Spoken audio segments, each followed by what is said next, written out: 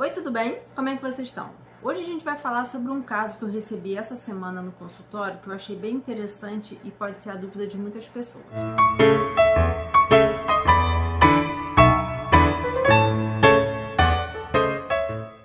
A mãe trouxe a filha de 12 anos e 8 meses para mim com queixa de dor nas costas e má postura.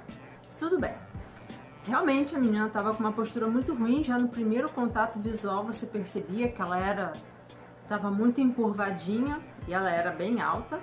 A mãe falou para mim que ela tinha ido a um outro médico e tinha feito esse exame, fez esse raio-x. Eu levantei alguns dados. Ela ainda não tinha ficado mocinha, ainda não tinha acontecido a primeira menstruação, que a gente chama de menarca. Ela já tinha pelos pubianos, a mama já estava começando a crescer, então isso diz para mim que ela já está entrando num processo de fechamento das fezes, ela já vai começar a parar o crescimento dela. Na hora que ela menstruar, ela vai diminuir o crescimento dela, é assim que funciona nas meninas, tá? Ela falou que não tinha uma boa postura para ficar no celular, para estudar na cama, como todo adolescente faz, né? Só que a mãe tinha percebido que ela estava ficando torta. No exame físico, eu percebi que realmente, olhando ela de frente, ela tinha um ombro mais alto que o outro, um quadril mais alto que o outro, a cabeça dela não estava direcionada com a linha do quadril, e ela estava com anteriorização dos ombros, anteriorização da cervical, é bastante alta. Existe um exame que a gente faz, a gente pede para o paciente se curvar para frente e o médico olha por trás do paciente e percebe se existe uma giba, como essa foto aqui que eu estou mostrando para vocês. A giba mostra para mim que a escoliose está ali. Esse quadro dessa menina é muito característico. E aí muitas pessoas têm dúvidas sobre como que a gente conduz um caso desse, tem que operar, se não tem que operar, como tem que tratar. A escoliose, ela pode aparecer desde a infância, é mais prevalente em mulheres, e o que acontece na escoliose é que ela pode ser de dois tipos, ela pode ser funcional ou pode ser estrutural.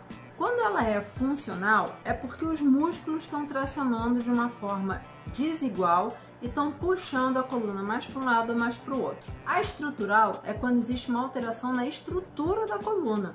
Então, na verdade, ela não vira de lado. Os ossinhos da coluna, as vértebras, eles vão se torcendo e aí a coluna vai virando para o lado. Esse caso da estrutural é um pouco mais difícil da gente conter, porque a estrutura da vértebra que está mudando e isso vai se fixando dessa forma. Existe a escoliose congênita, que acontece durante o nascimento por má formação das vértebras. Algumas doenças neurológicas, como a poliomielite, a paralisia cerebral, também pode causar disfunção muscular e acabar levando à escoliose. Nesse caso, é uma escoliose neuromuscular. A escoliose mais comum de todas é a escoliose idiopática, que é a que a gente não sabe a causa.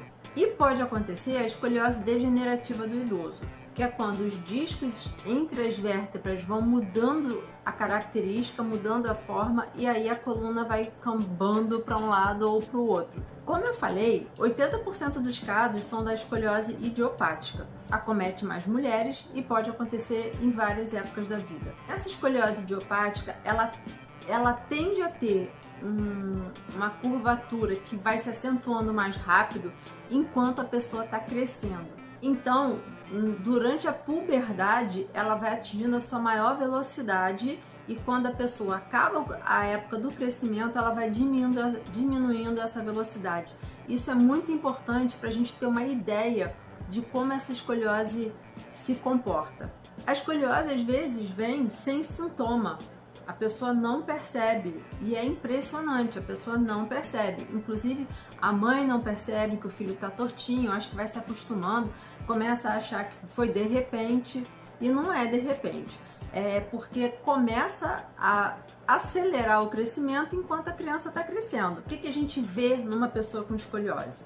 O ombro mais alto que o outro, um quadril mais alto que o outro, existe uma diferença da cintura, a gente chama triângulo do Talley, que é mais visível do lado da curvatura. Tem pessoas que a escoliose não está compensada. Uma escoliose compensada é quando a cabeça está centralizada no meio do corpo. Tem algumas escolioses, como essa menina que eu atendi, que a escoliose dela não está compensada.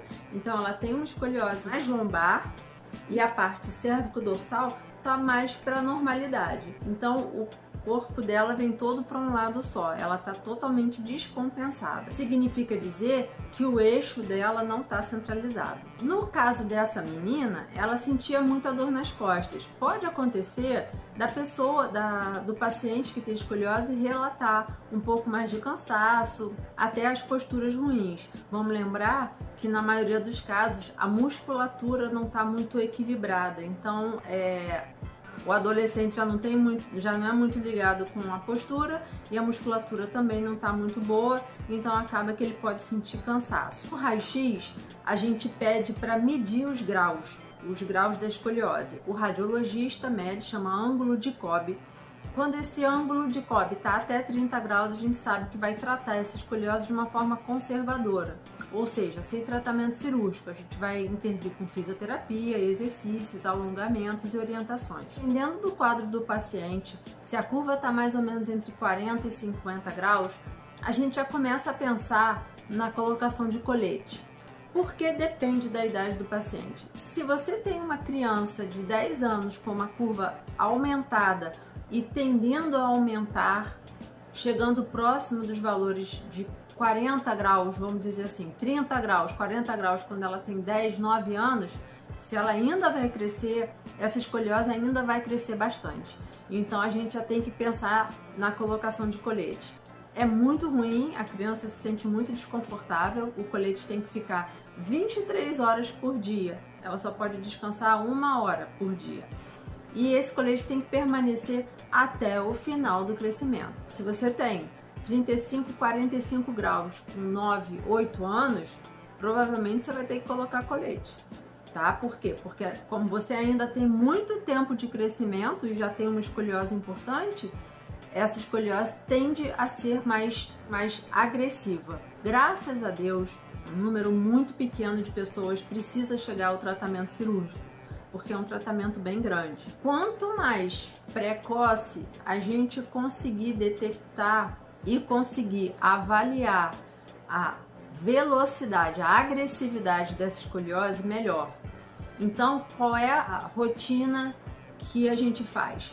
Pede-se o raio-x de frente, de lado, de frente inclinado para um lado, de frente inclinado para o outro e deitado de frente. Esse é o protocolo, nem sempre a gente consegue fazer isso tudo, mas se a gente conseguir, vamos dizer, só o de frente, a gente vai medir as curvas, segurar o resultado, beleza.